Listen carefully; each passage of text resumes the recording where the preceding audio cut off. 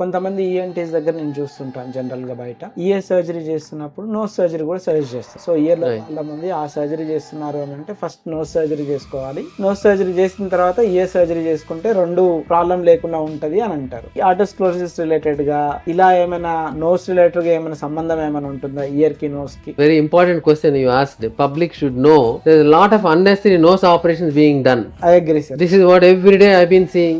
That to senior surgeons. What in my practice, what I do, if they have symptoms, I do it. Okay. వాళ్ళకి ముక్కు black, sinus problem ఉంటే చేయొచ్చు. చేయొచ్చు. చిల్డ్రన్లో adenoids ఉంటే we have to remove it. Yes, sir. ఎందుకంటే middle ear ఎఫ్యూజన్స్ అవి వస్తుంటాయి. కానీ అడల్ట్స్లో మాత్రము చాలామంది థ్రెటన్ చేసి అనవసరంగా నోస్ ఆపరేషన్లు చేస్తున్నారు. ఈ ఆటోస్క్లెరోసిస్కి నోస్ సెప్టల్ డీవియేషన్కి ఏం సంబంధం ఉంది? There no relation at all. Yes, sir. But it is so sad. Nose correct చేస్తే కానీ ఇది సక్సెస్ కాదు, ఇట్లా భయపెడుతున్నారు. Agree, ఇది sir. This very bad thing. అలాగే సైనస్ ఆపరేషన్ చేస్తారు. సో ఆటోస్క్లెరోసిస్ కి సైనస్ ఆపరేషన్ ఏం సంబంధం లేదు.